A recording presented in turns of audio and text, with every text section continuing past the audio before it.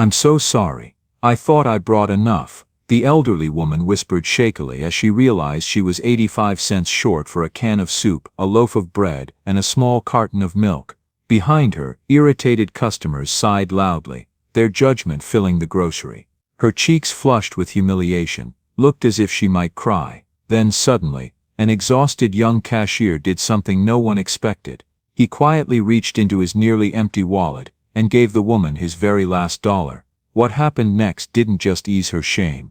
It's a moment that will warm your heart.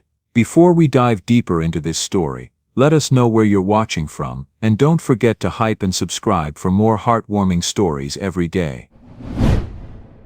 The clock above register 4 at Morrison's grocery read 8:42 p.m. on a cold November evening when Marcus Turner noticed the woman's hands begin to shake. He'd been working since noon, a double shift because Jenny had called in sick again, and his feet ached in the cheap sneakers that were already wearing through at the heels.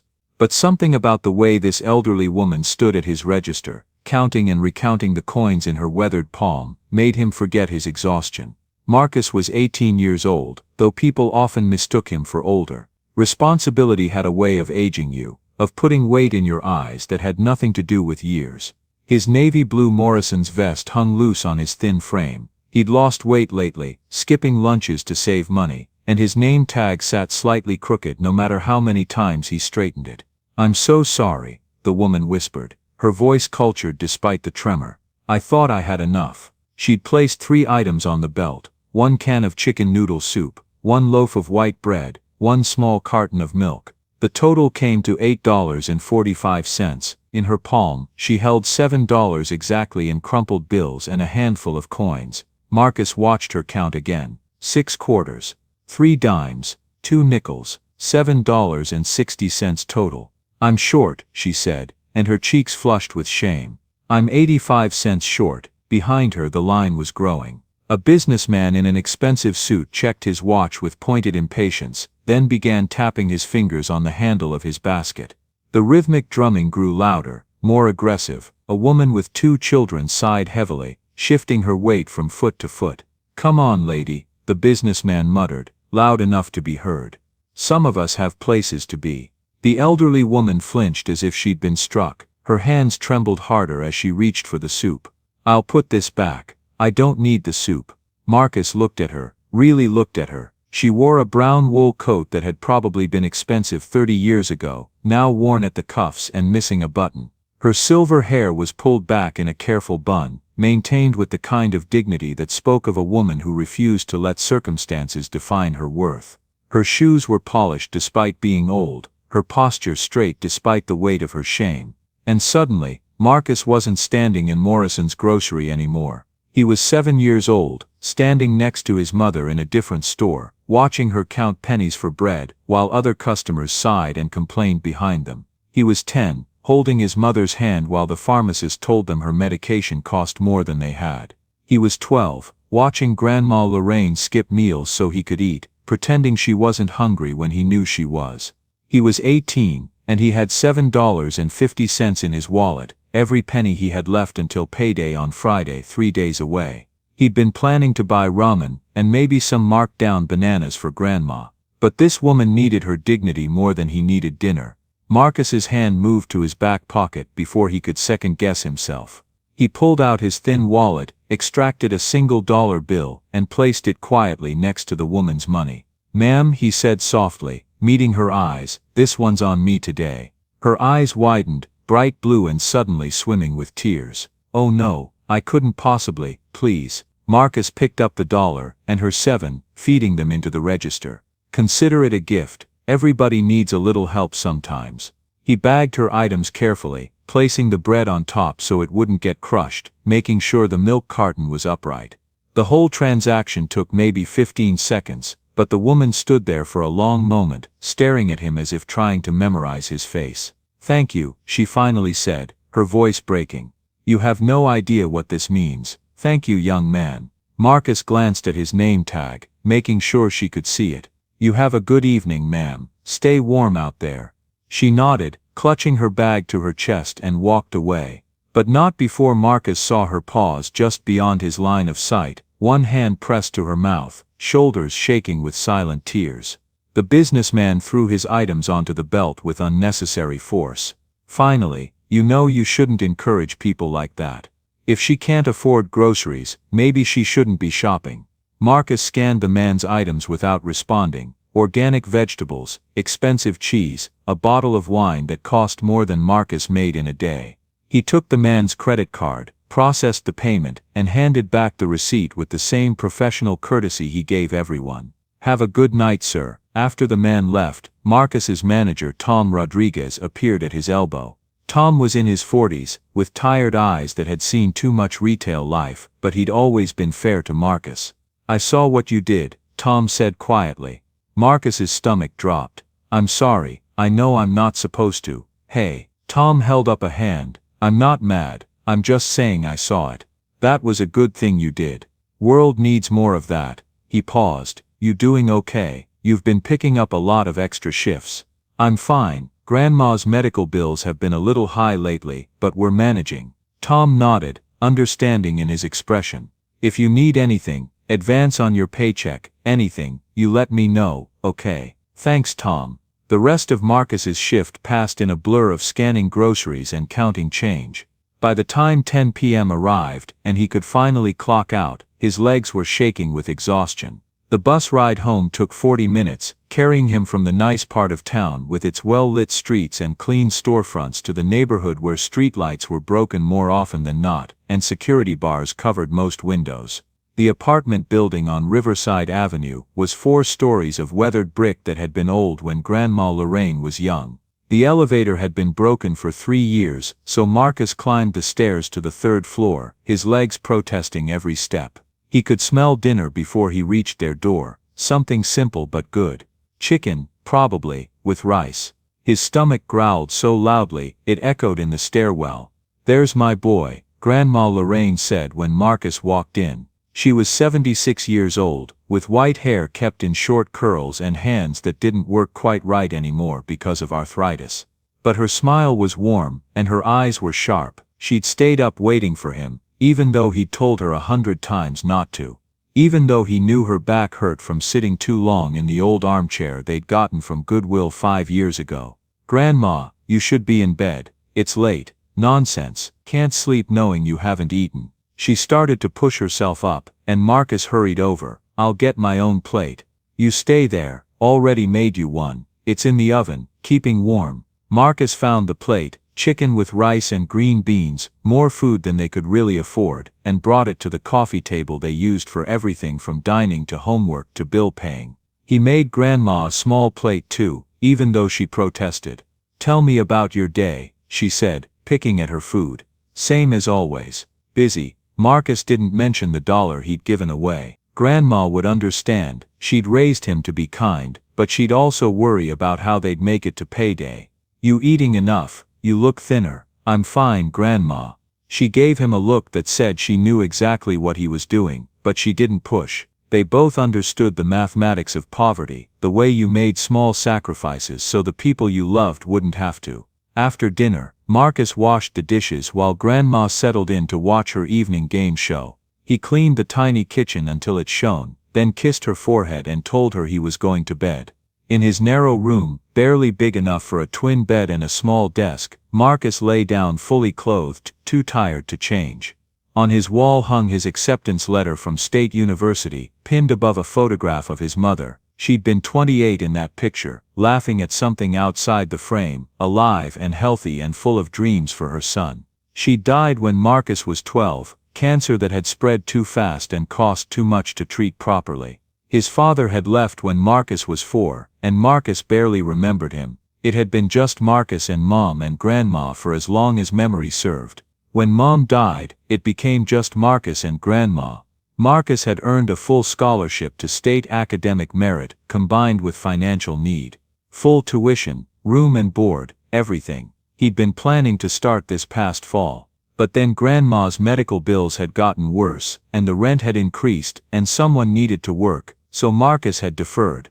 Just for a semester, he'd told himself. Then it became a year. Now it had been 18 months, and that future felt like it belonged to someone else entirely. He closed his eyes and did what he did every night, counted his blessings.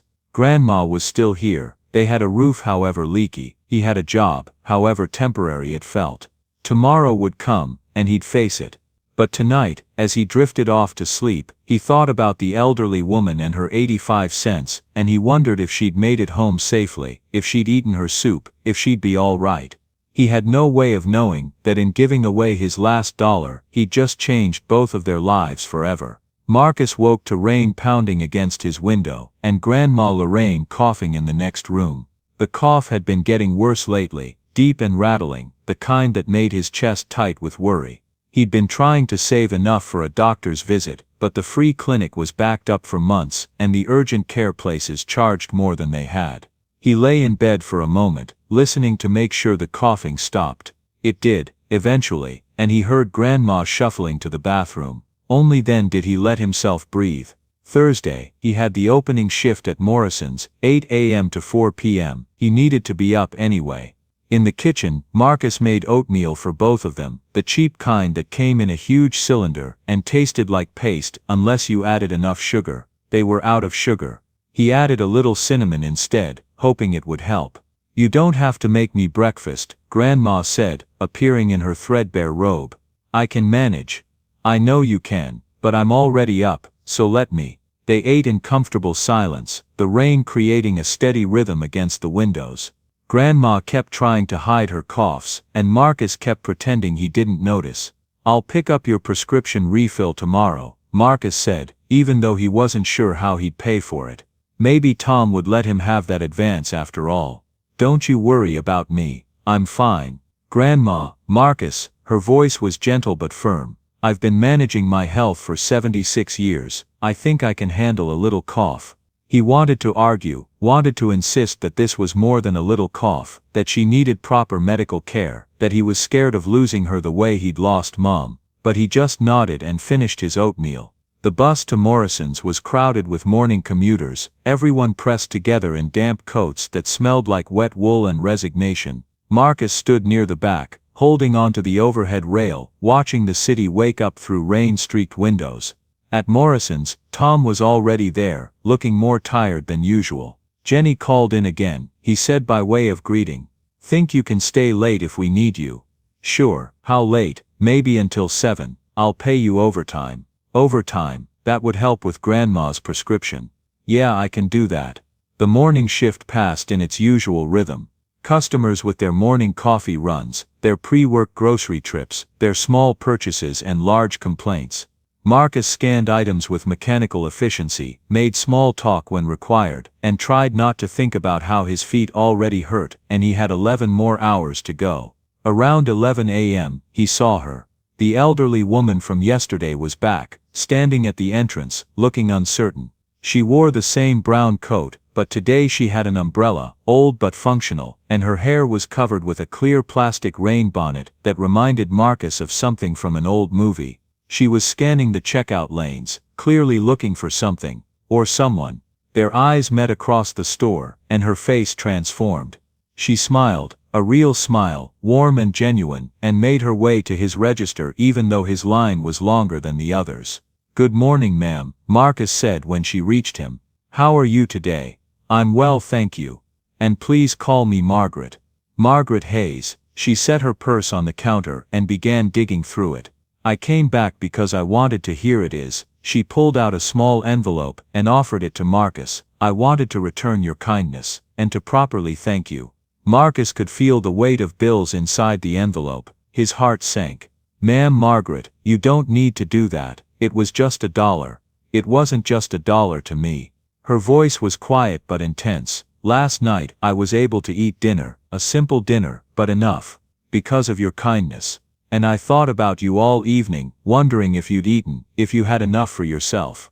"I'm fine," Marcus lied. "Really?" Nevertheless, she pressed the envelope into his hand. "Please, let me return this." Marcus looked at the envelope, then at Margaret's face. She needed to do this, he realized. Needed to feel like the exchange was balanced, like she wasn't a charity case. He understood that feeling intimately. "How about this?" he said carefully. "How about instead of giving me money, you just come through my line whenever you shop here? Say hello, let me know you're doing okay." That would mean more to me than any money. Margaret studied him for a long moment. You're a remarkable young man. Has anyone ever told you that? Marcus felt heat creep up his neck. I'm just doing what my mom taught me. Then she must have been a remarkable woman. Margaret put the envelope back in her purse. All right, I'll come say hello, but Marcus, may I call you Marcus? Of course, if you ever need anything at all, you come find me. I live in the apartments on Oak Street, Building C, Unit 214. Will you remember that? Oak Street, Building C, 214. I'll remember. Good. She purchased a few items more than yesterday, Marcus noticed, and as he bagged them, she said, Are you in school, Marcus? You seem too bright to be just working here. The question stung, though he knew she didn't mean it to. I was going to start at State University. But circumstances changed. This is where I need to be right now. Understanding crossed her face. Family, my grandmother. She raised me after my mother passed. Now it's my turn to take care of her. Margaret nodded slowly. That's a noble thing you're doing. Not many young people would make that choice. It's not really a choice. She's all I have. Still, Margaret took her bag. I'll see you soon, Marcus, and thank you again. You'll never know what you did for me. After she left, Marcus felt strangely lighter, as if their brief conversation had lifted some weight he'd been carrying. The rest of his shift passed more quickly, and when Tom asked if he could actually stay until closing at 10, Marcus agreed. The extra money would help. It always helped. By the time he got home at 10:45, Grandma was asleep in her chair, the TV playing softly. Marcus turned it off, covered her with a blanket, and left her there. Moving her to bed would wake her, and she needed the rest. In his room, Marcus counted his money. $42.30 until payday. Grandma's prescription would be $30, that left $12.30 for food, bus fare, and anything else that came up. He could make it work. He always did.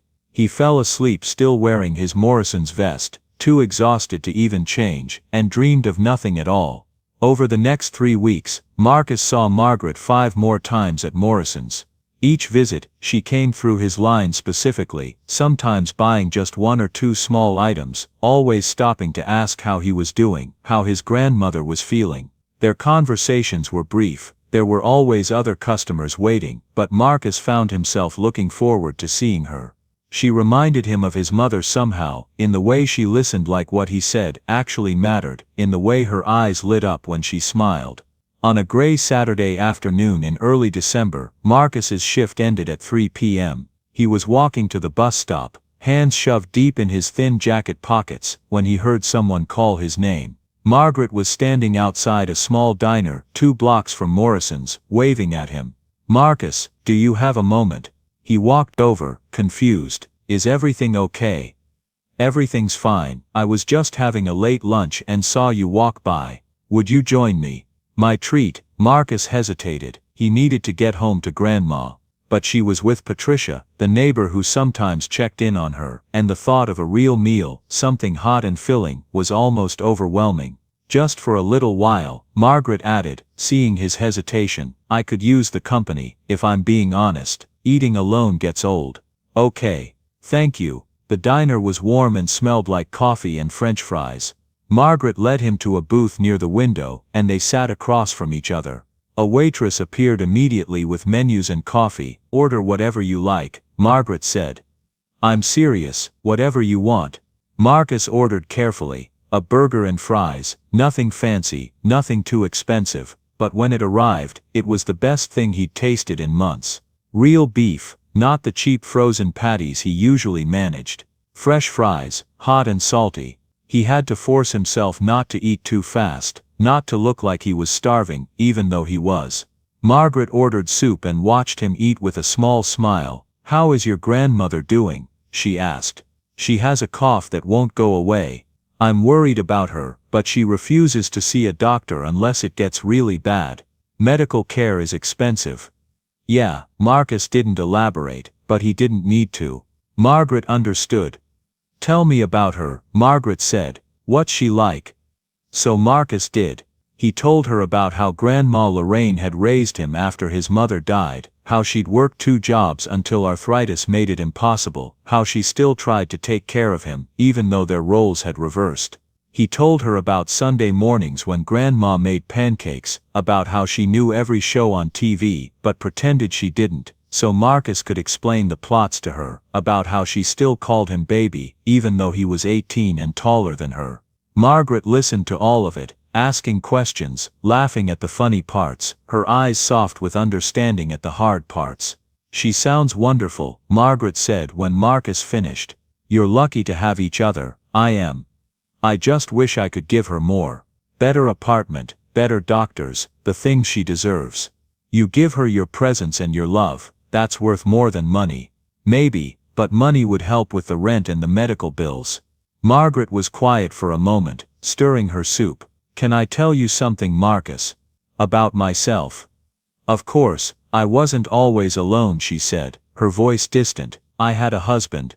Richard, we were married for 42 years, he died 8 years ago. Heart attack, very sudden, and we had a daughter, Catherine. She's 43 now, married, lives in Connecticut with her husband and 2 children." "That's nice," Marcus said, though something in Margaret's tone suggested it wasn't entirely nice. "Catherine and we don't talk much. Once or twice a year maybe. Christmas, my birthday if she remembers. She's very busy with her life, her family, and I think." Margaret paused, choosing her words carefully. "I think she's ashamed of me now, of how I live." "I don't understand." Margaret smiled sadly.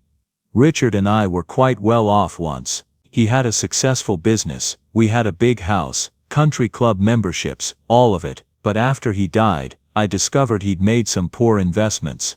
There were debts I didn't know about. The business failed, I lost almost everything." Marcus stared at her. "I'm so sorry." "Don't be, things are just things." "But Catherine, she took it hard, she'd grown up with money, married someone with money, built her whole life around a certain standard. When I couldn't maintain that standard anymore, when I had to move to a small apartment and live on Social Security, she distanced herself. She sends money sometimes, but she doesn't visit, doesn't call much. I think it's too uncomfortable for her, seeing what I've become." "You haven't become anything bad," Marcus said firmly. "You're still her mother." "Thank you, dear, but it's complicated. I don't blame her, not really, I just miss her sometimes. Miss my grandchildren, who barely know me." Margaret's eyes were bright with unshed tears. "That's why your kindness meant so much, Marcus. You saw me as a person, not as someone to be pitied or avoided." They sat in silence for a moment, the diner noise a comfortable backdrop. "Would you like to meet her?" Marcus asked suddenly. "My grandmother, I think you two would like each other." Margaret's face lit up. "I would love that." "Are you sure?" "Absolutely, she's always telling me I need to make friends. She'll be thrilled." And so on a Tuesday evening the following week, Marcus brought Margaret Hayes home to meet Grandma Lorraine. The apartment had never looked smaller, or more worn. Marcus saw it through Margaret's eyes, the water-stained ceiling, the furniture held together with duct tape and hope, the single space heater they used because the building's heat was unreliable. But Margaret walked in like she was entering a palace, and when Grandma Lorraine extended her hand, Margaret took it warmly. "Mrs. Turner, it's such a pleasure to meet you. Marcus has told me so much about you. Please call me Lorraine, and the pleasure's mine. Any friend of Marcus's is welcome here." They had dinner, nothing fancy, just spaghetti with sauce from a jar, but the conversation flowed easily. Grandma and Margaret swapped stories about raising children alone, about making do with little, about the small joys that made hard lives bearable. They laughed together, finished each other's sentences, connected in the way people do when they recognize themselves in each other. Marcus watched them, a strange warmth spreading through his chest. He'd brought 2 lonely people together, and they were filling some empty space in each other's lives. Before Margaret left, Grandma pulled her aside. Marcus couldn't hear what they said, but he saw Margaret nod, saw her squeeze Grandma's hand, saw something pass between them that didn't need words.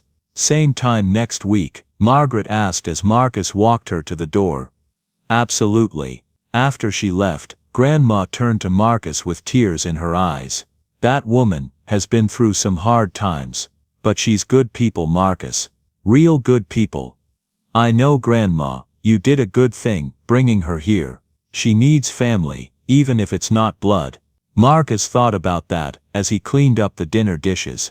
Family didn't have to be blood. Family could be chosen, built from kindness and shared understanding and the simple act of showing up. He didn't know it yet, but this new family he was building would save him in ways he couldn't imagine, and he would save them right back. Over the next 6 weeks, as December turned into January, Margaret became a regular presence in Marcus and Grandma Lorraine's life. She came for dinner twice a week, sometimes bringing ingredients for recipes she wanted to share.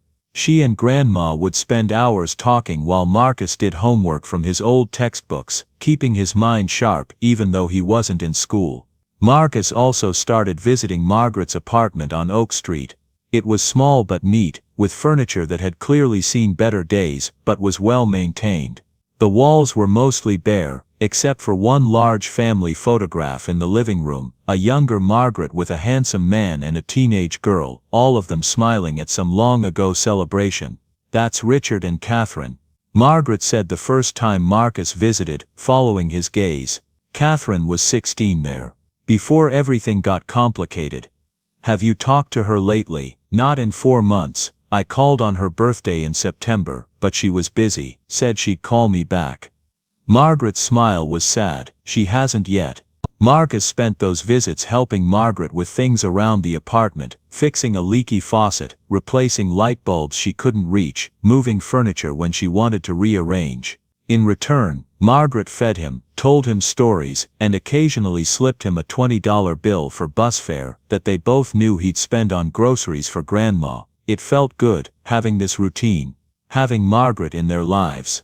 She filled a space that had been empty since Mom died, not replacing her, never that, but adding something Marcus hadn't known he needed. Then on a cold Thursday afternoon, in late January, everything shifted.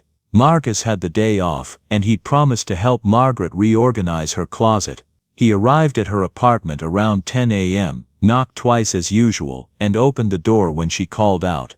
But instead of just Margaret, there was a sleek black luxury sedan parked in the guest space outside her building. Marcus noticed it, but didn't think much of it until he walked inside and saw her. The woman was in her early 40s, blonde hair in a perfect style, wearing clothes that probably cost more than Marcus made in a month. She stood in Margaret's living room with her arms crossed, radiating disapproval. "Mom, you can't be serious," the woman was saying. "This place is falling apart. The neighborhood is." She stopped when she saw Marcus, her eyes widening slightly, taking in his old jeans, his worn jacket, his dark skin. Her expression shifted, becoming harder. "Who's this?" Margaret's face was flushed, whether from embarrassment or anger Marcus couldn't tell. "Catherine, this is Marcus. He's my friend. Marcus, this is my daughter Catherine Wellings." Marcus extended his hand, trying to ignore the way his heart was hammering. "Nice to meet you, Mrs. Wellings." Catherine looked at his hand like it might be contaminated, then gave it the briefest shake possible, barely making contact. "Yes, hello." She turned back to Margaret, her voice tight. "Mom, we need to talk. Privately. Anything you have to say you can say in front of Marcus." "I don't think that's appropriate, Marcus," Margaret said, her voice strained in a way he'd never heard before. "Would you mind waiting in the kitchen for a moment? This won't take long." Marcus nodded and retreated to the small kitchen, but the apartment was tiny and the walls were thin. He could hear every word. "Mom, what are you thinking?" Catherine's voice was low but intense. "Do you know how this looks? An elderly woman living alone befriending some random black teenager from the neighborhood. People might think what, Catherine?" Margaret's voice was sharp, angry. "That I have a friend who cares about me. That someone sees me as a person worth knowing. That's not what I mean. I'm worried about you, about your safety. You don't know anything about this boy, about his background, his intentions. I know that he gave me his last dollar when I needed it. I know that he visits me twice a week to help with things I can't do myself. I know that he sacrificed his entire future to take care of his sick grandmother. What do I know about him? I know he's shown me more kindness in 2 months than my own daughter has shown in 2 years. That's not fair, Mom. I'm busy, I have responsibilities. You have excuses. Margaret's voice rose. Marcus has responsibilities too, a sick grandmother, a job, a future he's sacrificing to take care of family. But he still finds time to visit me, to help me, to treat me like I matter. When's the last time you did that? Don't you dare compare me to some stranger who probably just wants. The sound of Margaret's hand hitting the counter was sharp and sudden. Get out, Mom, get out of my home. I won't listen to you insult someone who's shown me nothing but respect and kindness. I won't let you stand in my home and spew your ignorance and your prejudice. You're being ridiculous. I came here because I'm worried about you. No, you came here because your guilt finally got too heavy and you needed to assuage it with a quick visit before you go back to pretending I don't exist. Well, I don't need that kind of concern. I don't need a daughter who only shows up to judge me and the people I care about. So please, leave. There was a long tense silence. Then Catherine's voice, cold and hard. Fine. When you're ready to be reasonable, you have my number. But don't expect me to support whatever this situation is. And don't expect me to apologize for being concerned about my own mother's safety. Footsteps. The door opening and closing, not quite slamming but close. Then silence. Marcus waited a full minute before returning to the living room. Margaret was sitting on her couch, hands clasped in her lap, tears streaming down her face. She looked smaller somehow, diminished by the confrontation. I'm so sorry you had to hear that, she said without looking up. Don't apologize. Marcus sat beside her, maintaining a careful distance. You were defending me. I should be apologizing to you. I've caused problems between you and your daughter. No, Margaret's voice was fierce despite the tears. You've been nothing but good to me. Catherine's the one with the problem and she needs to face it herself. She wiped her eyes, trying to compose herself. I'm so sorry for what she said. The things she implied about you, about your intentions. That's not who I raised her to be.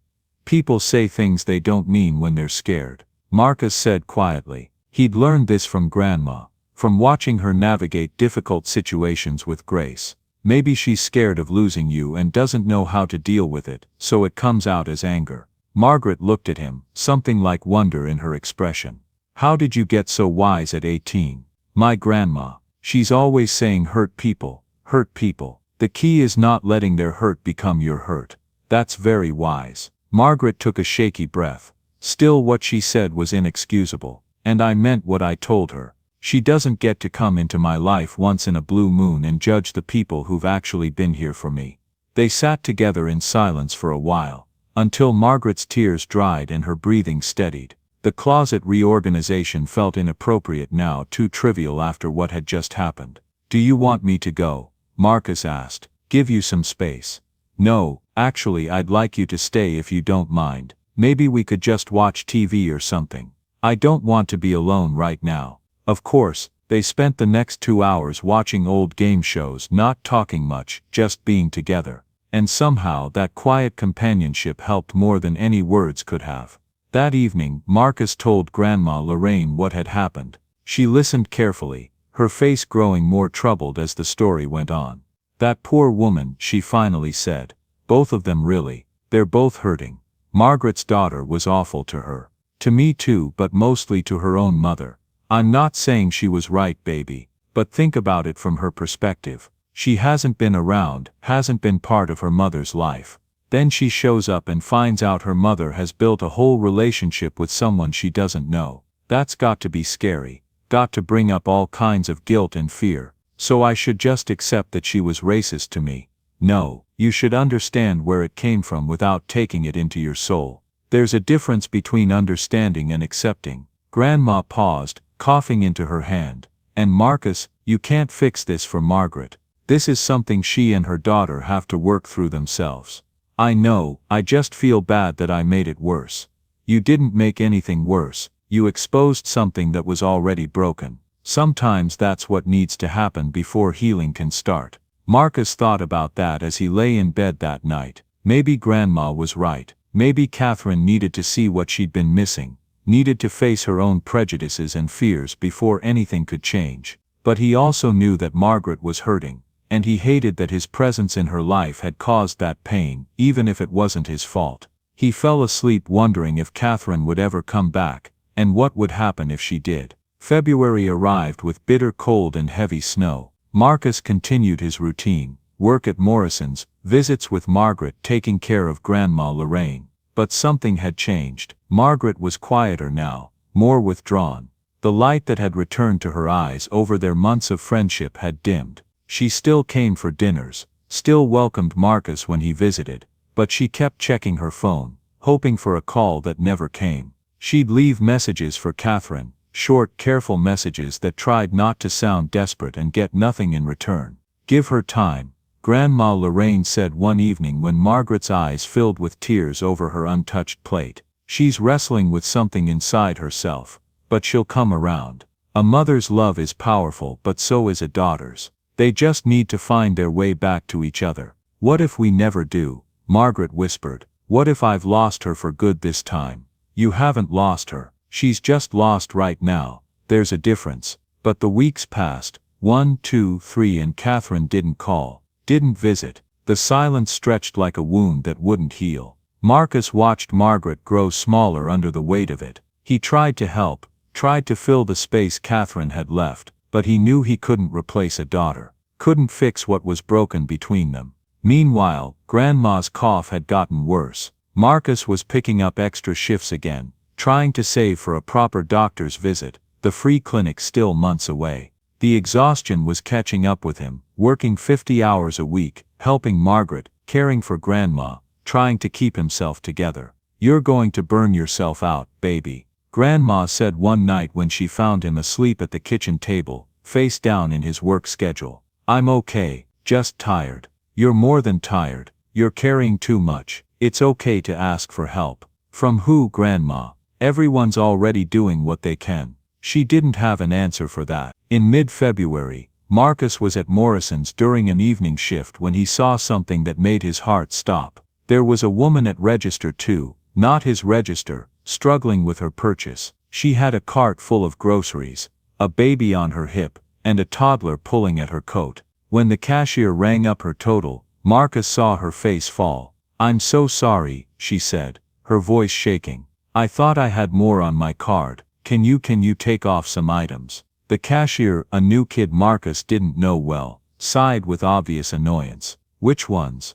The meat, I guess. And the fruit. And the woman's voice broke. The diapers. Take off the diapers. Behind her, people were getting impatient. Someone muttered something about food stamps. Someone else checked their watch aggressively. The woman's face flushed with shame. The baby started crying. The toddler was whining. And Marcus saw it, that moment when dignity crumbles, when you become invisible, except as an inconvenience. He didn't think. He walked over to register 2, pulled out his wallet, and handed the cashier 2 $20 bills. I've got the difference, Marcus said quietly. The woman turned to him, tears streaming down her face. I can't. It's okay, we all need help sometimes. He looked at the cashier. Ring it all up. The meat, the fruit, the diapers, everything. After the woman left thanking him 3 times, crying, promising to pay him back someday, Marcus returned to his register. His hands were shaking. That was $40. $40 he needed for Grandma's medicine. But he'd do it again. He'd always do it again. What Marcus didn't know was that someone had been watching. Catherine Wellings had come to Morrison specifically to buy groceries in this neighborhood, in this store, not because she needed groceries, her house in Connecticut was fully stocked, but because she'd been thinking about Marcus for 3 weeks straight, unable to shake her mother's words. He's shown me more kindness in 2 months than you've shown in 2 years. She'd been having nightmares. In them her mother was hurt, robbed, taken advantage of, and Catherine had done nothing. Emma's disappointed face haunted her days. James's quiet judgment filled their house with tension. So she went to Morrison's. To prove she was right, yes, but also, though she wouldn't admit it, hoping she was wrong. But what she'd seen instead was a young man give away $40. $40, he clearly needed to help a stranger. No hesitation, no expectation of thanks, just kindness offered freely to someone who needed it. Catherine sat in her Mercedes in the parking lot for 20 minutes after, hands gripping the steering wheel, replaying what she'd witnessed. She'd been so certain, so sure that Marcus had ulterior motives, that he was using her mother somehow. She'd built an entire narrative in her head, about who he was, what he wanted, and it had all been based on the color of his skin. Nothing else, just that. The shame hit her like a physical blow. She kept replaying what she'd seen. Marcus, the young man she'd accused of taking advantage of her mother, giving away $40 he clearly needed, no hesitation, no cameras watching, no one to impress, just kindness. Her phone buzzed, a text from Emma. "Did you talk to Grandma yet?" Catherine stared at the message. She'd been avoiding this for 3 weeks. Avoiding her mother, avoiding Marcus, avoiding the uncomfortable truth that she'd been wrong. No, not just wrong, racist. The word made her flinch, but it was accurate. She'd seen a young black man befriending her elderly mother, and her first thought had been danger, criminal intent, ulterior motives. Not because of anything he'd done, but because of what he looked like. Catherine thought about her own children, about the values she'd taught them. Judge people by their character, not their appearance. About Emma's disappointed face when Catherine had told her about the argument. "That's not who you taught me to be, Mom," Emma had said. The words still stung. She thought about her mother, alone in that apartment, with only Marcus for company, because Catherine had been too uncomfortable to show up. She thought about Marcus, who'd worked double shifts and skipped meals and given up his future to care for his grandmother, while Catherine had abandoned her mother, because poverty made her uncomfortable. The shame was physical, a weight in her chest that made it hard to breathe. Catherine pulled out her phone and typed a message to Emma. "I need help. Can we talk about implicit bias? About how to recognize prejudice in yourself? I think I have a lot to learn." Emma's response came immediately. "I'm proud of you for asking, Mom. This is the first step." Catherine sat there in the parking lot, as the sun set, as the grocery store lights came on, as people came and went with their purchases and their lives. She wasn't ready to call her mother yet, wasn't ready to face Marcus, but for the first time in 3 weeks, she thought maybe, eventually she could be. Over the next week, Catherine couldn't stop thinking about what she'd witnessed. She kept seeing Marcus's face, calm, compassionate, giving away money he needed without hesitation. Kept seeing the mother's tears of gratitude, kept seeing her own prejudice reflected back at her. Emma had sent her articles, books, TED Talks, all about implicit bias, about systemic racism, about how good people could hold prejudiced views without realizing it. Catherine read them all, and it was uncomfortable. It made her confront things about herself she didn't want to see. She thought about every interaction she'd had with people of color. How she clutched her purse tighter when black teenagers walked past. How she was always slightly surprised when black professionals were articulate. How she'd never questioned these reactions before, had never examined where they came from. One article talked about the difference between not being racist and being anti-racist.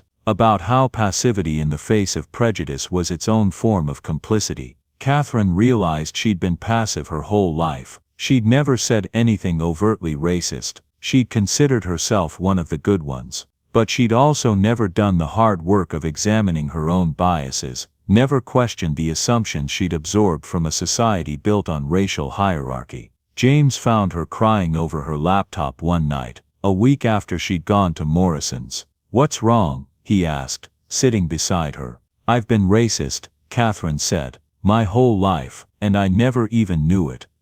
You're recognizing it now, that's what matters." "Is it though? I said terrible things to Marcus. I accused him." Her voice broke. "James, I saw a black teenager and I assumed the worst. Not because of anything he did, just because of what he looked like. How do I come back from that? You start by being honest. With yourself, with him, with your mother. You own what you did, and then you do better. What if he won't forgive me? Then you do better anyway. Not because you expect forgiveness, but because it's right." Catherine wiped her eyes. "I need to talk to Mom, and to Marcus, but I don't know what to say. Start with the truth. Tell them what you told me, that you were wrong, that you're learning, that you want to do better." What if it's too late? It's never too late to try. The next morning, Catherine did something she hadn't done in years. She got in her car and drove to her mother's apartment, not to confront, not to judge, just to see her. Margaret opened the door, surprise and wariness mixing on her face. "Catherine, hi Mom. Can I come in? I won't stay long if you don't want me to, but I'd like to talk, really talk." Margaret stepped aside, letting her in. The apartment looked the same, small, worn but clean and carefully maintained. On the kitchen table, Catherine saw evidence of a recent lunch: 2 plates, 2 cups. Margaret wasn't eating alone anymore. She had someone who showed up. They sat on the couch, an awkward silence stretching between them. "I've been thinking," Catherine started, then stopped, tried again. "I've been thinking about what you said. About Marcus showing you more kindness than I have. And you were right. You were absolutely right." "Catherine, please let me finish. I came here 3 weeks ago full of judgment and fear. I saw Marcus and I made assumptions based on nothing except my own prejudice, and I said terrible things to you about him, things I'm ashamed of." Catherine's voice wavered. "Last week, I went to his grocery store. I needed to see him, needed to see if my fears were justified. And you know what I saw?" "What?" "I saw him give away $40 to a woman who couldn't afford her groceries. $40 he clearly needed for himself. He didn't hesitate, didn't expect anything in return. He just helped because someone needed help." Catherine wiped her eyes, and I realized that everything I'd said about him, every suspicion I had, it was all in my head. It was all based on my own prejudice and nothing else. Margaret took her daughter's hand. "What made you go to the store?" "I couldn't stop thinking about what you said, about how he's been there for you when I haven't. And I was angry at first, angry at you, at him, at everyone. But then Emma talked to me, really talked to me, and she made me see that I wasn't angry at Marcus. I was angry at myself, angry that a stranger was doing what I should have been doing." "You've been busy, that's an excuse, Mom. We both know it. I've been avoiding you because seeing you in that apartment, living like this, it made me uncomfortable. It reminded me that life isn't always perfect, that we can lose things, that security isn't guaranteed. And instead of dealing with that discomfort, I just stayed away." They sat in silence for a moment. Then Catherine said, "I want to apologize to Marcus, in person. If he's willing to see me, he comes tomorrow afternoon, 3 p.m. If you're here, I'm sure he'll listen. And Mom, I want to do better. I want to be part of your life again. Really part of it. Can we try?" "Of course we can try," Margaret said, pulling her daughter close. "That's all I've ever wanted." The next day Catherine arrived at Margaret's apartment at 2:45 p.m. She'd been awake most of the night, rehearsing what she'd say to Marcus, trying to find words adequate to apologize for what she'd done. At exactly 3 p.m., there was a knock at the door. Margaret let Marcus in, and Catherine saw him freeze when he spotted her on the couch. "Marcus," Margaret said gently, "Catherine would like to talk to you. If you're willing to listen." Marcus's face was carefully neutral, showing nothing. "Okay." He sat in the chair across from Catherine, maintaining distance. His body language was closed off, protective. Catherine didn't blame him. "Marcus, I need to apologize to you." Catherine's voice was steady despite her nerves. 3 weeks ago, I came here and said terrible things. I implied that you had ulterior motives for befriending my mother. I questioned your character based on nothing except my own prejudice. What I said was wrong. It was racist, and you didn't deserve it." Marcus didn't respond, just watched her with those old eyes in a young face. "Last week, I was at Morrison's. I saw you give $40 to a woman who needed help.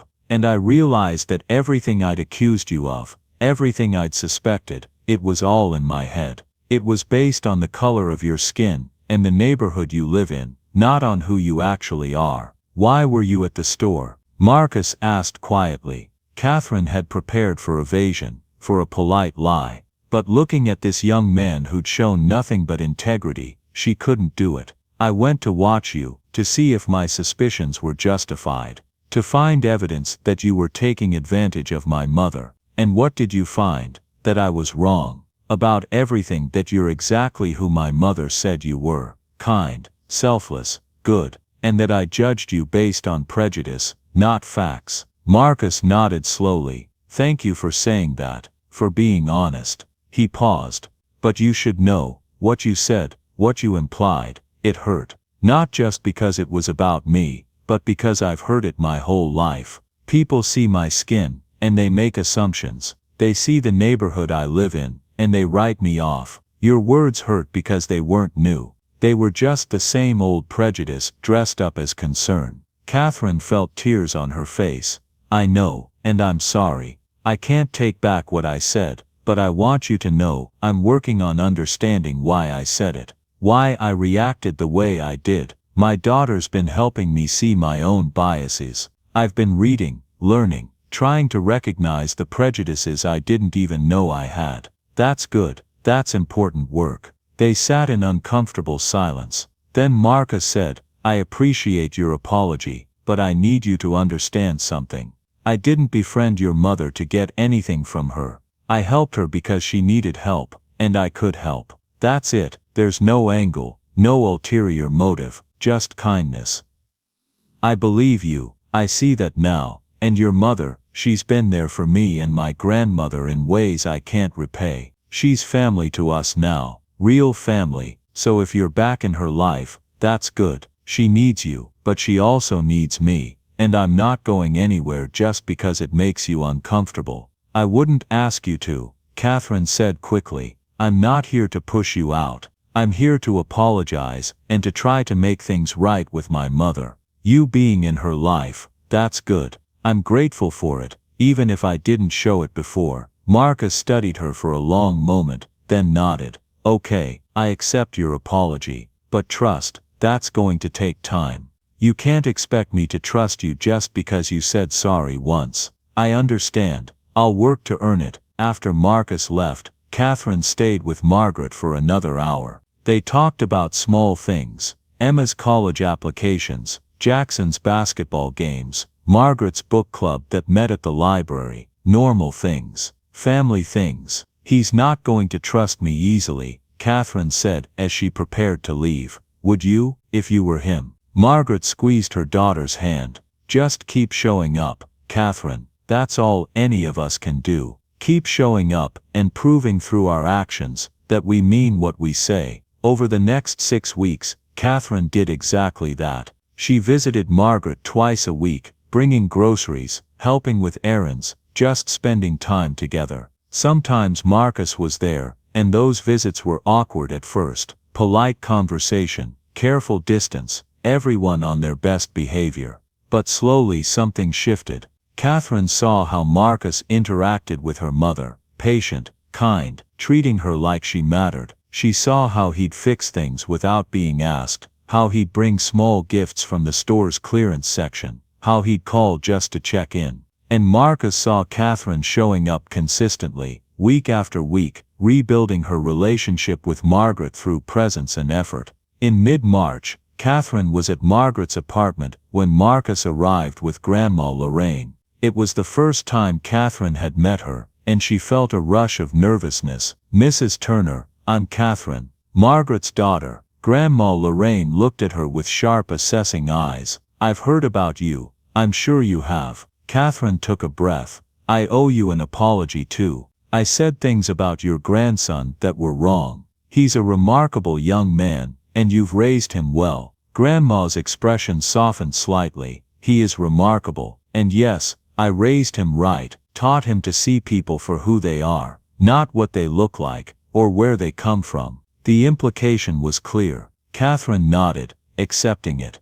That's a lesson I'm still learning. Better late than never, I suppose. They had dinner together. Catherine had brought food from a nice restaurant, too much of it, nervous about making a good impression. The conversation was stilted at first, everyone being careful, but gradually it relaxed. Emma and Jackson came with Catherine the next time, and the dynamic shifted again. Emma, with her teenager's blend of idealism and directness, connected with Marcus immediately. Jackson was shyer, but Marcus drew him out by asking about his interests, his games, his life. By April the visits felt less like obligations and more like gatherings. Catherine started bringing her husband James, who'd wanted to meet the young man who'd made such an impression. James and Marcus bonded over a shared love of basketball, debating teams and trades with good-natured intensity. One evening in late April, after everyone had left except Catherine, Margaret said, "Thank you. For what?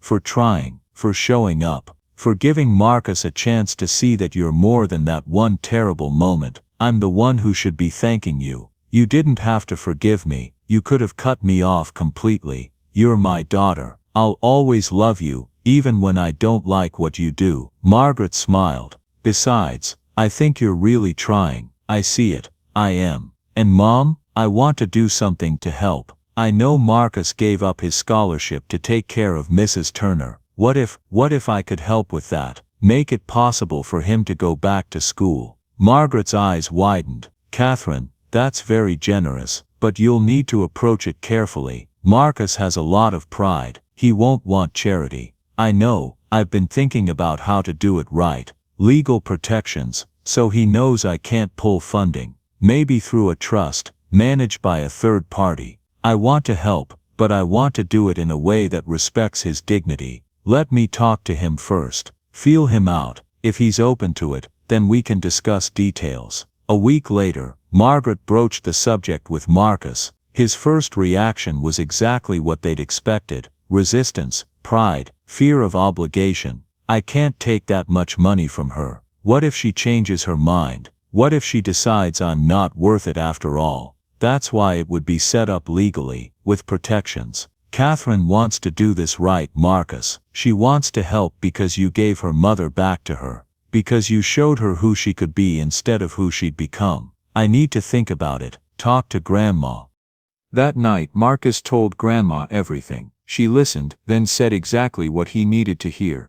"Baby, you've been carrying this burden alone for so long. It's okay to let someone else help carry it for a while. That doesn't make you weak, it makes you human. But what if nothing? You take this opportunity, you go to school, you become everything you're capable of becoming. That's how you honor all the people who've helped you by using what they give you to become who you're meant to be." 2 days later Marcus called Catherine. "I'd like to talk about your offer, but I have a lot of questions, and I need guarantees." "Of course, let me set up a meeting with my lawyer. We'll make sure everything is documented, protected, official. You'll have security." They met at Howard Brennan's office in early May. The lawyer walked Marcus through every detail: the trust fund, the protections, the terms. It took 3 hours and 2 follow-up meetings before Marcus finally hesitantly agreed. "Thank you," he said to Catherine afterward, the words coming with difficulty. It's everything. But I need you to know, I'm not comfortable yet. With you, with this arrangement, with all of it, it's going to take time.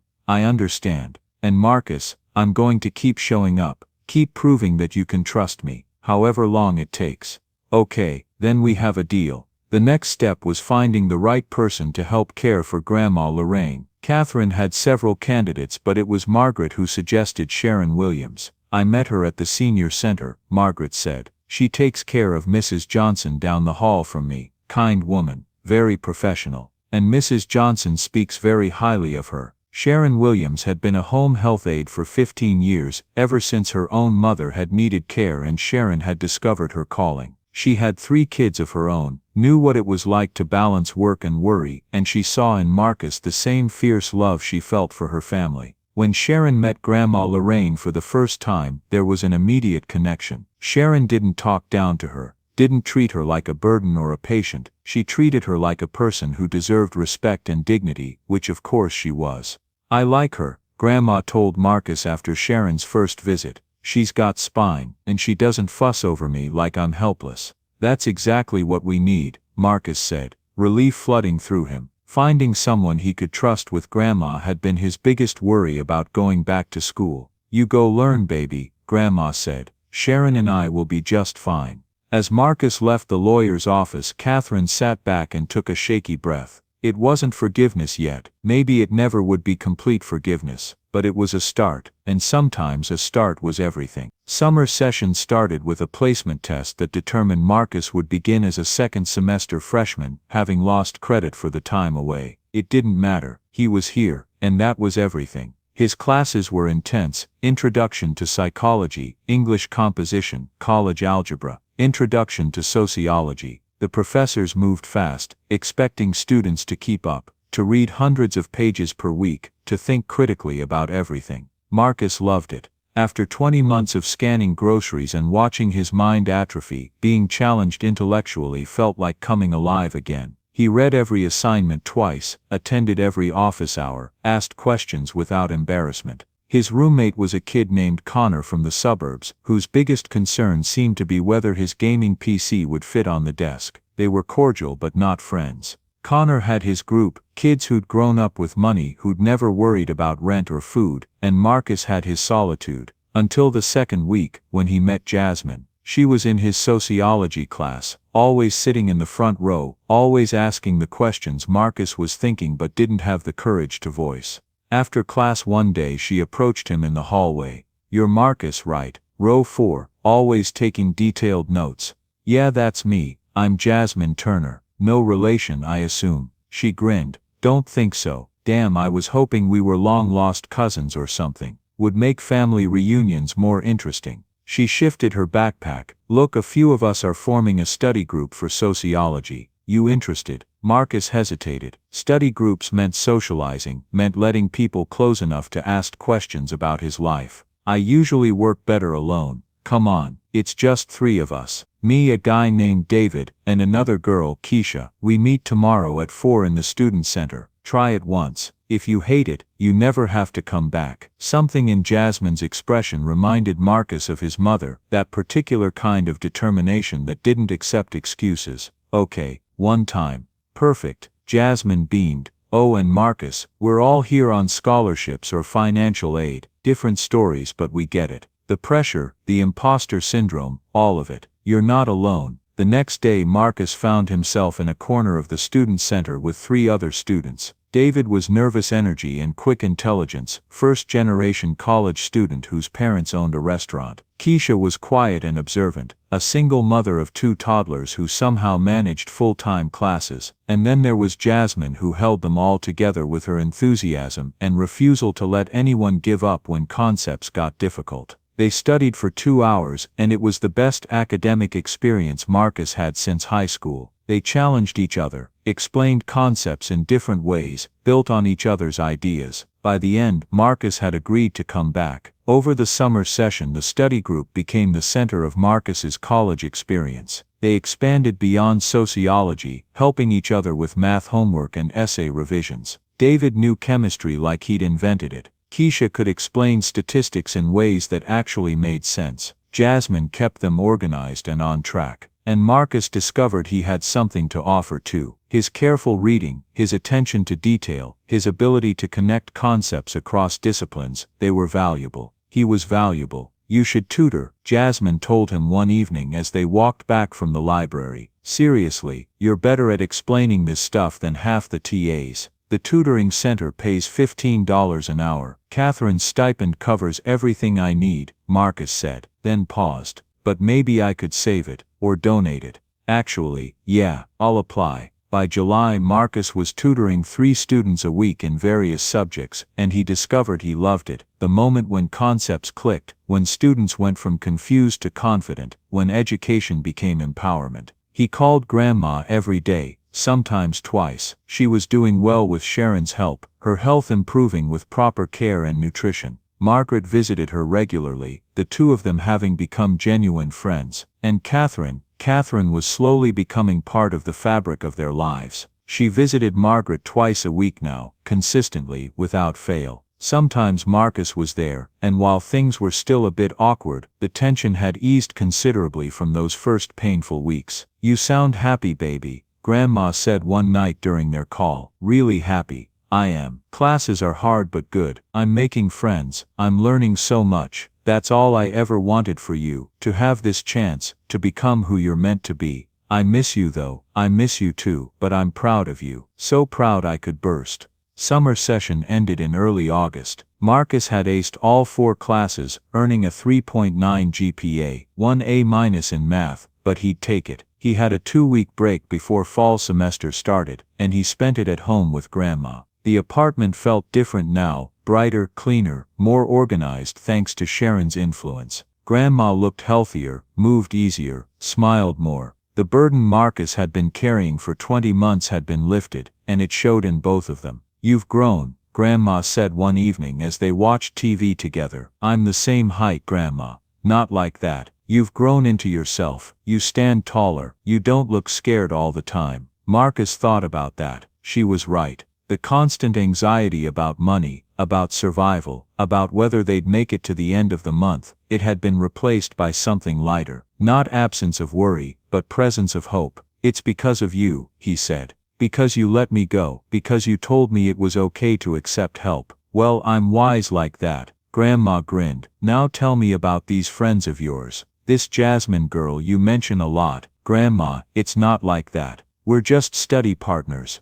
"Moo? Whatever you say, baby." Catherine visited during Marcus's break, bringing Emma and Jackson. The kids had warmed to Marcus over the summer months, Emma texting him about her college essays, Jackson sending him gaming videos they'd both find funny. It felt natural now, this extended family they'd built. "How's school going?" Catherine asked Marcus one afternoon while they helped Margaret and Grandma prepare dinner. "Really well, better than I expected, honestly. I'm glad." "And Marcus," Catherine's voice was careful, "I know I said this before, but thank you for giving me the chance to prove myself. I know I didn't deserve it, after what I said." "You're showing up," Marcus said simply, consistently, for Margaret, for Grandma. "That matters more than words. Still, I want you to know I haven't forgotten how I acted. I'm still working on understanding my own biases." Emma's been helping me read books about implicit bias and systemic racism. It's been eye-opening.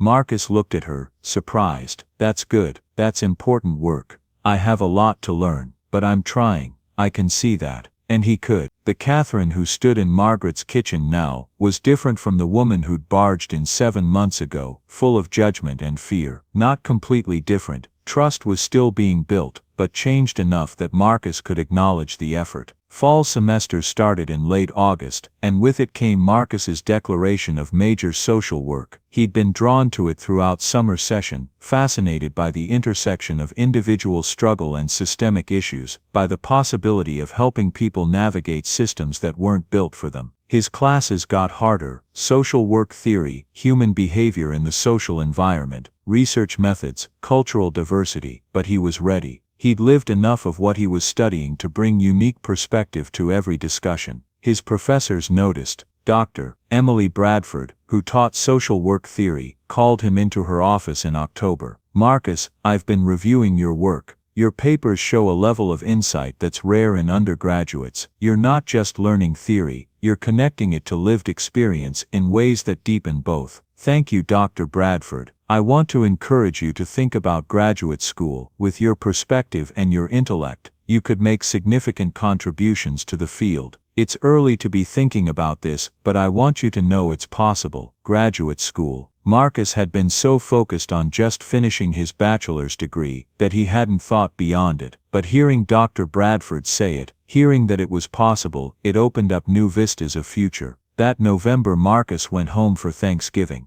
Catherine had invited everyone to Connecticut: Marcus, Grandma, Margaret and Sharon. Her house was large and elegant, decorated with professional taste, filled with the warmth of family gathering. Emma and Jackson greeted Marcus like an older brother now, the awkwardness of early meetings long gone. Emma immediately pulled him aside to show him her college acceptance letters. "I got into Johns Hopkins," she squealed. "Pre-med program. That's amazing, Emma. Your parents must be so proud." "They are. But I wanted to tell you first, you helped me so much with my essays." Over Thanksgiving dinner, Marcus looked around the table at this family he'd somehow accumulated. Grandma and Margaret chatting like old friends, Sharon telling stories that had everyone laughing, Catherine and her husband James being warm and welcoming, Emma and Jackson treating him like he'd always been part of the family. It had taken time, 9 months since that first terrible encounter, but they'd built something real. I want to propose a toast, Catherine said, standing with her wine glass. 15 months ago, my mother and I were barely speaking. I was avoiding her because I was ashamed and guilty and didn't know how to fix what I'd broken. Then Marcus came into our lives, first into Mom's life, then eventually into mine. She looked at Marcus.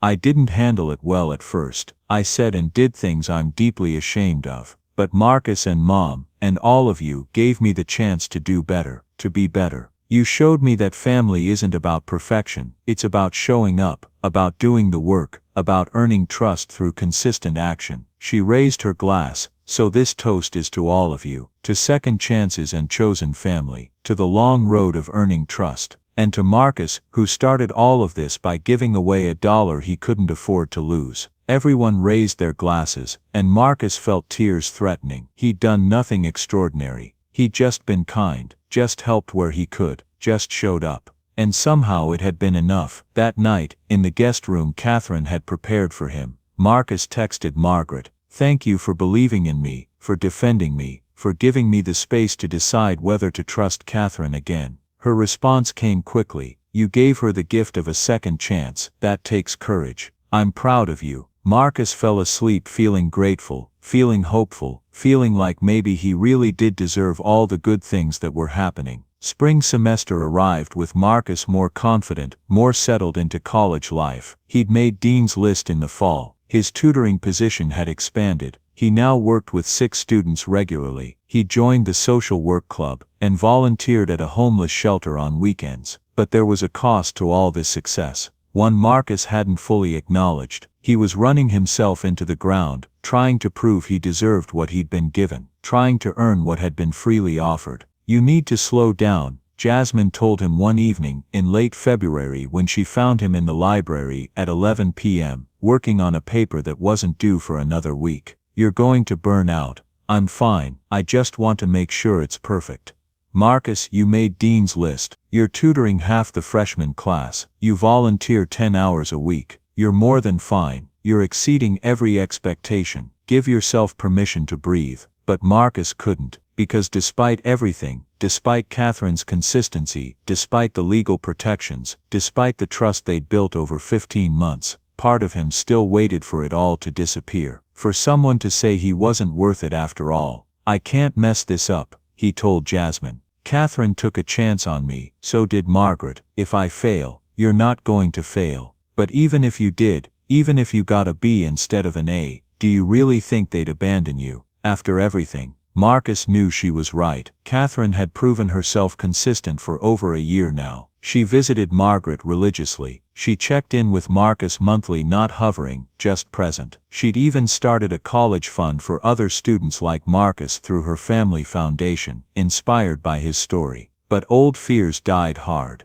In early March, Dr. Bradford called him to her office again. "Marcus, I want to talk to you about your senior thesis. I know you're only a sophomore, but you should start thinking about it. The thesis is a significant undertaking. Original research, literature review, 50 to 70 pages. Students who plan ahead do better." "Okay, what should I focus on?" "That's up to you, but I'd encourage you to draw on your experiences. Maybe something about dignity in social services or community-based support systems. You have unique insights that could make for compelling research." They talked for an hour about possible topics, methodologies, theoretical frameworks. By the time Marcus left, his head was spinning with possibilities. That night he started outlining ideas, unable to sleep, his mind racing. He'd focus on dignity-centered approaches in social work practice. He'd research how small interventions could create massive change. He'd tell Margaret's story, with her permission, and use it as a case study in how kindness could ripple outward. But as March turned into April, Marcus noticed changes in Grandma that made his chest tight with worry. "How's Grandma?" Jasmine asked during one of their study sessions in mid-March. Marcus rubbed his eyes. "She's struggling. Sharon says she's been having dizzy spells, and last week she got confused about what day it was. Just for a few minutes, but it scared me." "Has she seen a doctor?" "We got her in for a checkup. They're worried about her blood pressure, want to do more tests, but she keeps saying she's fine, that it's just old age. The worry sat in Marcus's stomach like a stone.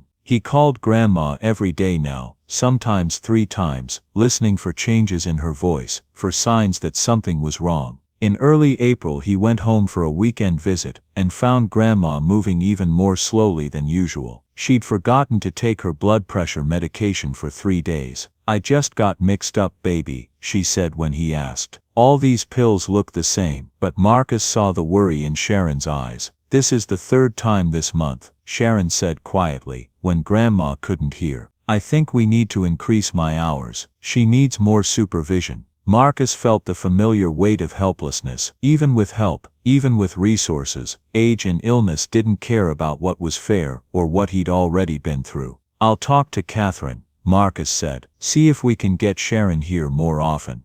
"It's not just about hours, Marcus. Your grandmother is getting older. These things, the confusion, the dizziness, they're warning signs. We need to be prepared." "Prepared for what?" Sharon's expression was gentle but honest. "For the fact that she won't be here forever. I'm not saying it's imminent, but these signs mean we need to pay close attention." Marcus went back to campus that Sunday with a knot in his chest that wouldn't loosen. He tried to focus on his classes, on his tutoring, on his life. But part of him was always home, always worried, always waiting for the call that would change everything. In late April, Dr. Bradford approached him with an opportunity. "The Regional Social Work Conference is in early May. I'd like you to present some of your preliminary thesis research. It's a big opportunity. Professionals from across the state, graduate students, agency directors, interested." May 5th, Marcus checked his calendar. His final exams were the week before. It would be tight, but he could manage. "Yes. Absolutely. Thank you for thinking of me." He spent the next 2 weeks preparing, refining his research, creating slides, practicing his delivery. The study group helped him rehearse. Catherine video called to coach him on presentation techniques. She'd been doing corporate presentations for years and offered tips freely. Margaret read his drafts and provided feedback. "You're going to be amazing," Margaret said. "You're doing work that matters." The week before the conference was brutal. Marcus had 3 final exams, 2 major papers due, and his conference presentation to perfect. He slept 4 hours a night, lived on coffee and granola bars, pushed himself harder than he ever had. On May 2nd, 3 days before the conference, he finished his last final exam. He felt good about it, felt good about everything. He was going to present his research, show everyone what he'd learned, prove he belonged in this field. Then his phone rang at 3 p.m. Sharon's name on the screen. "Marcus, don't panic. Your grandmother's okay, but she's had a fall." The world tilted. "What happened?" "She got dizzy, lost her balance. I was here, thank God. She didn't hit her head. But she's complaining of hip and back pain. The ambulance is on its way. We're taking her to City General for x-rays." "I'm coming. I'll be there in 90 minutes. Marcus was already running to his dorm, throwing things into a bag. The conference was in 3 days. His presentation was ready. But Grandma was hurt. There was no choice. There had never been a choice. He called Dr. Bradford from the bus. "I'm so sorry, but there's a family emergency. My grandmother fell and I need to be with her. I can't make the conference." "Marcus, I'm so sorry to hear that. Of course family comes first. Is there anything I can do?" "No, I'm sorry I'm letting you down." "You're not letting anyone down. These things happen. We'll find another opportunity. Take care of your grandmother." Marcus called Margaret next. She was already on her way to the hospital. "Catherine's coming too. We'll be there until you arrive." The 45-minute bus ride felt like hours. Marcus stared at his phone, willing it to ring with updates, terrified of what news might come. At City General, Marcus found Grandma in the emergency room, lying on a bed with Margaret and Catherine on either side of her. She looked small and frail in a way that made his chest hurt. "There he is," Grandma said, trying to smile. "My overachiever, you didn't have to come, baby. I told these ladies you had that important conference." "Grandma, nothing is more important than you." Marcus took her hand, checking for injuries. "What did the doctor say?" "Waiting on x-rays," Catherine answered. But the paramedics didn't think anything was broken. They waited 2 hours for x-ray results. Another hour for a doctor to read them. Marcus paced, checked his watch, thought about his presentation slides, sitting on his laptop, about the opportunity he was missing. but mostly thought about Grandma, and how he'd never forgive himself if something happened while he was off giving a presentation. At 6 p.m., a young doctor appeared. Good news. No fractures, no breaks. She has significant bruising on her hip and lower back, and she'll be sore for several days, but there's no serious injury. We want to keep her overnight for observation, given her recent dizzy spells and the fall, but she should be able to go home tomorrow. Marcus sat down hard, in the plastic chair, relief making his legs weak. See, Grandma said.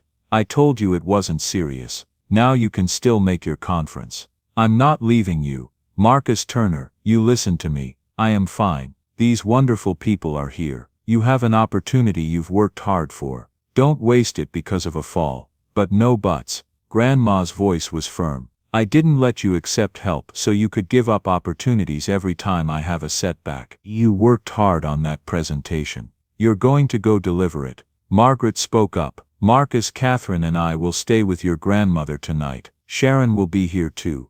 Lorraine is stable, she's conscious, and she's going to be okay. You're going to go back to campus, you're going to present your research, and then you're going to come back tomorrow afternoon. Deal? I don't know if I can focus on the presentation knowing she's you. You can and you will, Catherine said firmly. Then more gently, Marcus, you've trusted me for over a year now. Trust me with this. We've got your grandmother. She's in good hands, and she needs you to succeed tomorrow more than she needs you sitting by her hospital bed tonight. Marcus looked between the three women, his grandmother, his friend, what was Catherine now? Not quite family, but more than friend. Someone who'd earned a place through consistent action over 15 months. Okay, he said finally. But call me if anything changes. Anything. We promise, Margaret said. Marcus leaned down and kissed Grandma's forehead. I love you, and I'm going to make you proud tomorrow. You make me proud every day, baby, just by being you. The bus back to campus was torture.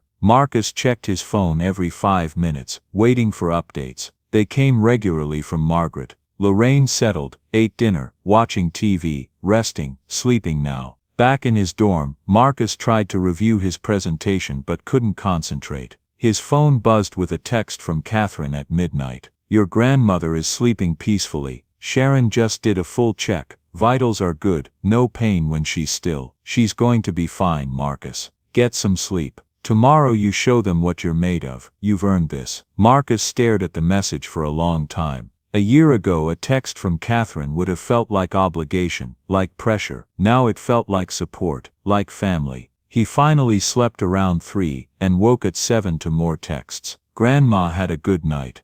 Doctor's pleased, she'll be discharged this afternoon. The conference was at a hotel downtown. Marcus arrived at 9:30, registered, found the room where he'd present at 11. His hands were shaking as he set up his laptop, as he looked out at the 60 or so professionals who'd be judging his work. He thought about Grandma in her hospital bed, trusting him to be here. About Margaret and Catherine who'd stayed all night so he could have this chance. About Sharon, who'd rearranged her schedule to help. About his mother who'd dreamed of him succeeding. At 11 a.m., Marcus walked to the front of the room and began. My presentation today is about dignity-centered approaches in social work practice. But before I discuss theory, I want to tell you a story about how this research began. He told them about that November night, about Margaret and her 85 cents, about the choice he'd made and everything that followed. He connected his personal experience to research, to literature, to practical applications. He spoke for 30 minutes, and the room was silent except for his voice. When he finished there was a pause, that terrible moment when a speaker doesn't know if they've connected, and then applause. Real applause, sustained and warm.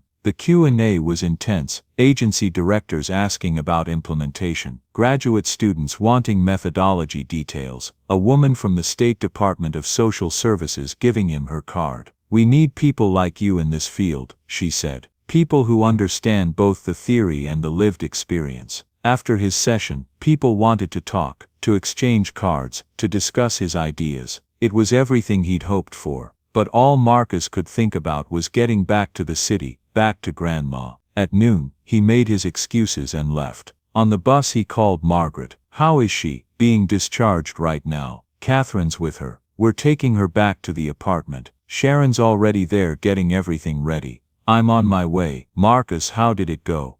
Good, really good. But I need to see Grandma. At the apartment, he found her settled in her chair with pillows, Margaret, Catherine and Sharon all fussing over her. Well? Grandma asked. How was it? Marcus knelt beside her chair. Are you really okay? Bruised and sore, but okay. Now tell me about your presentation. So Marcus did, the applause, the questions, the connections he'd made. And as he talked, surrounded by the women who'd become his family, he realized something important. He hadn't had to choose between them and his future. They were part of his future, woven into everything he was becoming. I'm so proud of you, Grandma said. Your mama would be too. I couldn't have done any of this without all of you, Marcus replied, looking at Margaret, Catherine and Sharon. You gave me the chance to succeed. But more than that, you showed me that asking for help isn't weakness, it's wisdom. And that trust, real trust, is built slowly, through actions, not words. He looked at Catherine specifically. Thank you for being consistent, for proving over and over that you meant what you said. I know it took time for me to really believe it, but I do now. Catherine's eyes filled with tears. Thank you for giving me that time, for not requiring instant forgiveness, for making me earn it. That evening, they all stayed, crowded into the apartment, eating Sharon's soup, telling stories, laughing because they'd gotten through another crisis together. Marcus looked around at these women who'd saved him in different ways, and he made himself a promise. He'd spend his life paying this forward. He'd become the kind of social worker who saw people the way they'd seen him, fully human, deserving of dignity, worthy of investment. And he'd teach others that trust and family could be built, brick by brick, through consistent action and patient understanding. Junior year passed in a blur of classes, research, and deepening relationships. Marcus kept his dean's list standing, expanded his tutoring, and began shaping his senior thesis in earnest. His work on dignity-centered social work practice was drawing interest from professors and practitioners, a signal that this research mattered.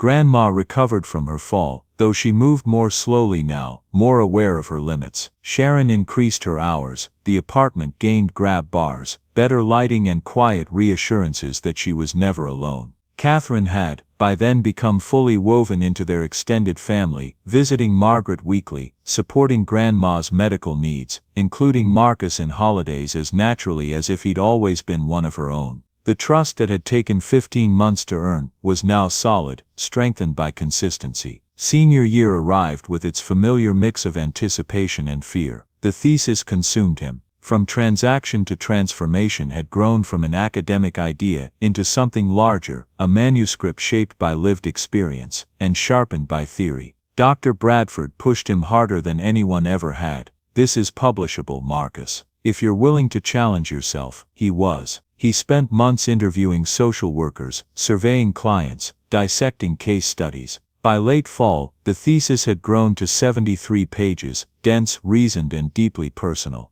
But the introduction eluded him. One November night at 2 a.m., he stared at the blinking cursor. How did you explain $1? How did you quantify the value of dignity? He pulled up the photo Margaret had taken years ago, him at 18, thin, tired, behind register 4, handing over $1 he desperately needed. That Marcus hadn't known what he was starting. He'd just done what Mom and Grandma taught him, be kind where you can. He began typing. This thesis began with a single dollar, not because the dollar itself had value, though for an 18-year-old with $7 to his name it certainly did, but because of what it represented, the choice to see another person's dignity as more important than your own immediate need. That moment lasted 15 seconds. Its effects lasted years. Something clicked. Small kindnesses weren't small at all. His defense was set for May 14th. The work was polished, the committee supportive. All he needed was to show up. The week before he visited home.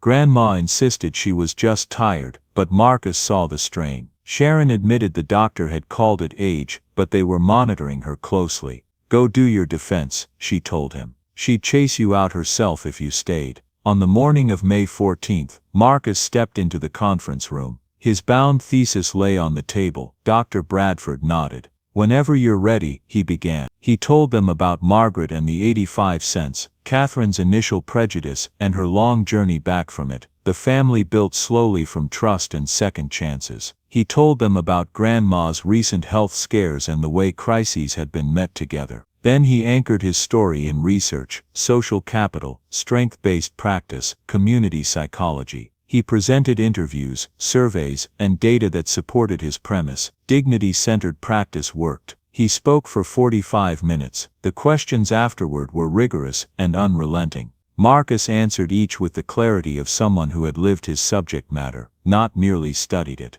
90 minutes later, he was sent into the hall. He paced, checked his phone. Sharon had texted, "Your grandmother is resting, asking about your defense." The door finally opened. Dr. Bradford smiled. "Congratulations, Marcus. That was one of the finest defenses I've seen in 20 years. Highest distinction." The relief hit him so hard he had to sit. After everything poverty, deferrals, fear, he'd done it. "You should consider doctoral programs," Dr. Bradford added. "Your work deserves to continue." Marcus took the bus home immediately. In the apartment, Grandma sat in her chair, small but alert, Margaret and Catherine on either side. "Well?" she asked. "I passed. Highest distinction." Her face lit up, pride soft but unmistakable. "That's my boy." He knelt and took her hand. "I couldn't have done any of this without you, without all of you. That's what family does," Margaret said softly. "That's what love does," Catherine added. "Real love, earned through action." Grandma squeezed his hand. "You did the work, baby. We just made sure you had the chance." 2 weeks later, Marcus walked across the stage to receive his Bachelor of Social Work, summa cum laude. The whole family was there, Grandma standing with her cane, Margaret steadying her, Catherine and her children cheering loudest. When his name was called, they all rose together. The applause felt like a blessing. Afterward, Emma asked, "Grad school next?" Eventually Marcus said, "But first something else, a non-profit." Catherine raised an eyebrow. "Tell me." "A foundation that gives emergency help with dignity, that connects people to long-term support, that sees people the way Margaret saw me, humans worthy of investment." Margaret smiled. "What will you call it?" "The Small Kindness Foundation." Catherine's eyes filled. "Let's build it." They did. Over the next 2 years, while Marcus completed his master's at State, they built the foundation from a sketch into a functioning organization. Catherine funded the early stages and brought business structure. Margaret joined the board and reminded them what dignity looked like in everyday life. Grandma, though increasingly frail, attended meetings when she could. Dr. Bradford connected them with researchers, agencies and faculty allies. Meanwhile, Marcus and Jasmine, once study partners, had slowly fallen in love. She had been his constant since the early study group days, grounded, compassionate, steady. Marcus proposed in Grandma's living room, surrounded by the people who had shaped him. "About time," Grandma said, teary and triumphant, when Jasmine said yes. At age 24, Marcus launched the Small Kindness Foundation. Their model was simple: volunteers trained to notice everyday need, offer immediate assistance, and link people to resources with dignity at the center. In the first year, they helped 300 families, over 1,000. Marcus became program director, splitting his time between graduate school and operations. He hired staff who understood lived experience as deeply as theory. He partnered with grocery stores, pharmacies and schools, places where struggle quietly surfaced. He never forgot where it had started. One cold November evening years later, Marcus, now 29, executive director of the foundation, stood in Morrison's grocery. Tom had retired, but Register 4 remained exactly where it had always been. The foundation was launching a partnership here, training employees to identify customers in crisis and connect them to resources. The circle was closing. The current store manager, a woman named Patricia, had embraced the idea immediately. "If this works," she said, "we roll it out across all our stores. Imagine kindness at scale." Marcus ran a hand along the familiar counter. This was the place where an exhausted 18-year-old had given away his last dollar. "You okay?" Patricia asked. "Yeah," he said, just remembering. As he stood there, a young cashier noticed an elderly man coming up short and quietly covered the difference. Marcus approached him afterward. "You did something good," Marcus said. "I'm Marcus Turner, from the Small Kindness Foundation. Can I buy you coffee after your shift? I'd like to tell you a story." Later that night, Marcus waited in the same diner where Margaret once bought him lunch. His phone buzzed. A text from Grandma, now 86. Don't forget Sunday dinner. Margaret and I are making your favorite. Another text from Catherine. Board meeting Wednesday. New funding proposals. And Marcus, thank you for letting me become who I should have been all along. He replied, thank you for showing up. The door opened. Jasmine walked in, tired from a 12-hour shift, but glowing when she saw him. She sat across from him and took his hand. How'd it go at Morrison's? Good, he said. Really good. I'm proud of you. I'm proud of us. He squeezed her hand. It started with you and $1, she said, smiling. Marcus looked around the diner, at the place where so much had begun. It started with all of us, he said quietly. With every person who chose kindness when they didn't have to. They ordered burgers and fries, just like he and Margaret had years before. Marcus felt the familiar warmth rising in his chest, the knowledge that a single small kindness had rippled outward, shaping thousands of lives, including his own. Sometimes nothing was enough. Sometimes it changed everything. Join us to share meaningful stories by hitting the like and subscribe buttons. Don't forget to turn on the notification bell to start your day with profound lessons and heartfelt empathy.